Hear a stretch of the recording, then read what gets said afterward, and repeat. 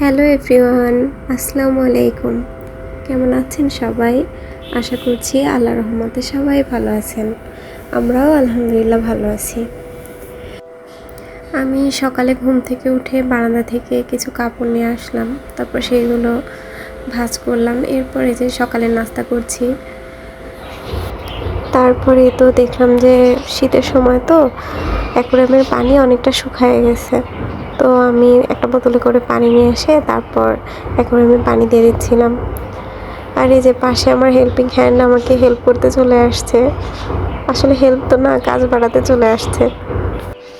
এরপর আমি মেয়ের সঙ্গে একটু খেলাধুলা করলাম, ওকে খাওয়ায়ে ফ্রেশ করে তারপর দুপুরে রান্না করতে চলে এসেছি। আজ আমি রান্না করব মুরগির মাংস ভুনা, সাথে লাউ দিয়ে চিংড়ি মাছ, ভেন্ডি ভাজি আর মাছের অল্প একটু ডিম ছিল, ওই ডিমটা আমি ফ্রাই করব। তো এখানে আমি মাংসটা একটা একটা করে সুন্দর করে ধুয়ে নিচ্ছিলাম।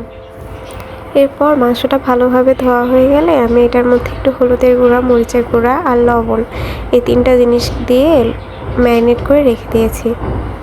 এরপর সঙ্গে আমি আরও অনেক কিছু ধুয়েছি, যেমন চিংড়ি মাছটা পরিষ্কার করে নিয়েছি, ছোট চিংড়ি পরিষ্কার করেছি। তরকারিটা আগের দিনই ধোয়া ছিল। এরপর আমি আগের দিন রাতের একটা ভিডিও ক্লিপ আপনাদের সঙ্গে শেয়ার করছি। এখানে আমি কিছু সবজি কেটে নিচ্ছি। এখানে শুধু আপনারা লাউ দেখতে পাচ্ছেন, কিন্তু আরও অনেক সবজি ছিল, যেমন ভেন্ডি, তারপর আলু, ফুলকপি। তো এখানে যে শুধু আমি কাজ করছি তা না, আমার সঙ্গে আসলে আরও দুজন হেল্পিং হ্যান্ড আছে। তো এই যে 1 নাম্বার সে কিন্তু তার কাজ করতে বসে গেছে। সে আসলে হয়তোবা নিজে শেভ করে, তো ভাবছে লাউটাও হয়তোবা ঠিক এমন। তো সে আমাকে একটু কাজে হেল্প করে দিল। আর এই তো এদিকে আমার মেয়ে, সেও কিন্তু কাজ করতে বসে গেছে। এখানে আমি কাজ করছি, সঙ্গে যে ময়লাগুলি হয়েছিল সে ঝুড়িটা নিয়ে দৌড়। তোর বাবা কোনোভাবে ওর কাছ থেকে নিয়ে এসেছে। তো এখানে আমি যে প্লাট দিয়ে কেটেছি ওটা তো ওর বাবার পছন্দ হয়নি।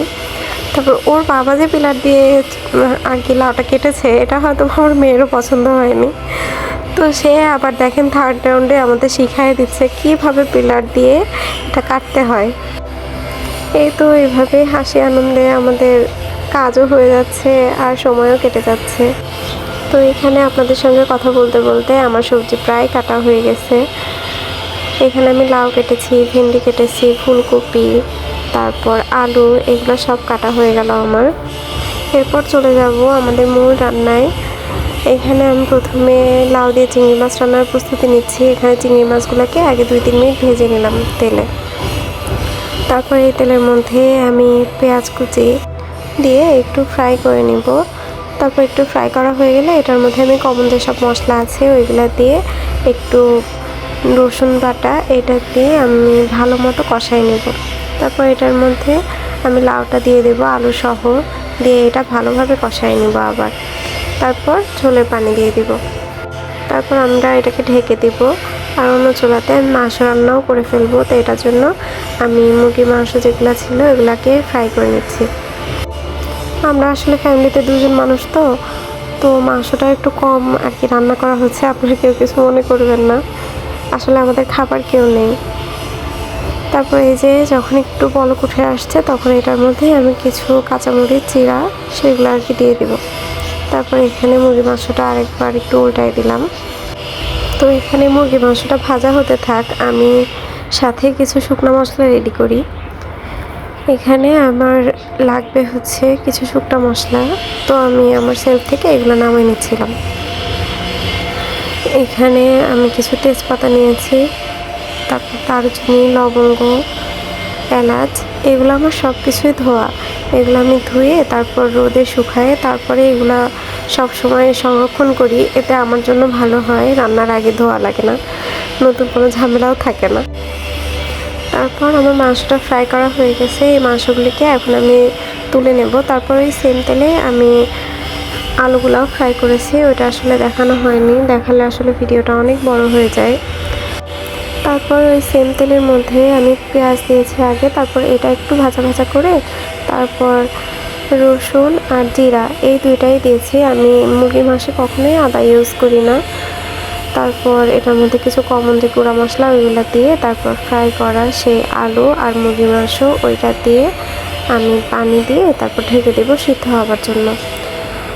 আর পাশের চুলাতে কিন্তু আমি লাউটা এখনও রান্না করছি। আপনারা হয়তো বা ভাববেন যে আমি মনে হয় একটা রান্না করছি, কিন্তু না, আসলে আমি 2টা রান্নাই একসঙ্গে করছি।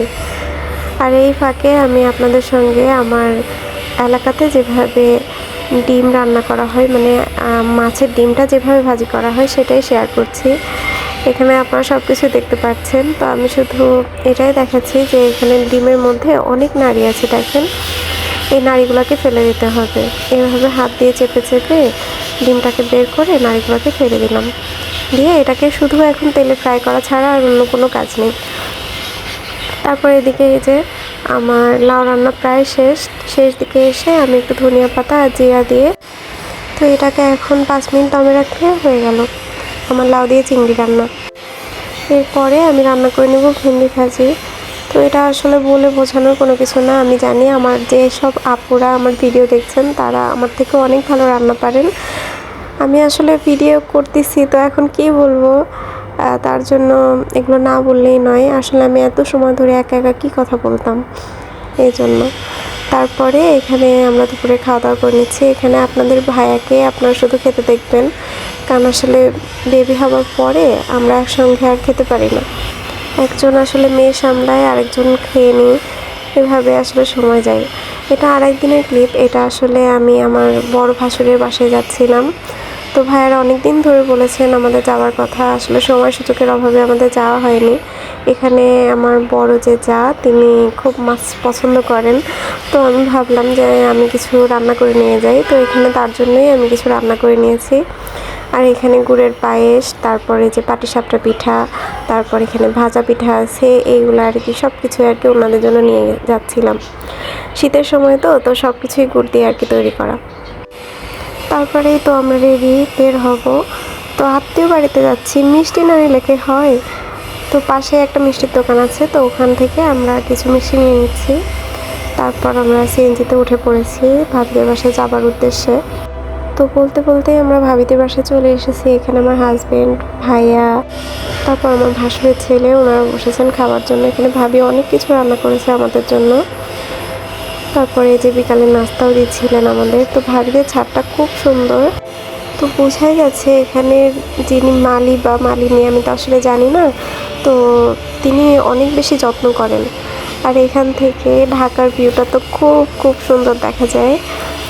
এখানে বসে হয়তো বা একটা বিকেল আমি খুব সুন্দরভাবেই কাটাই ফেলতে পারবো। আর গাছপালা আমার বরাবরই খুব পছন্দের। আমার মনটা সবসময় বাগানে ওড়াউড়ি করে, যদিও আমার বাসায় তেমন কোনো স্পেস নেই। তো এখানে দেখলাম বাসার অনেকগুলি আর কি সবজি, এগুলো পচায়, এগুলো সার বানায় গাছের গোড়ায় দেয় হয়তো বা, আমি ঠিক জানি না, তবে দেখে এমনটাই মনে হলো। আর দূর থেকে একটা বাগান দেখা যাচ্ছে, দেখেন কি সুন্দর। আপনারা এই বাগানটা দেখতে থাকেন আর আমি আস্তে আস্তে বিদায় নিই। আল্লাহ হাফেজ, আসসালামু আলাইকুম।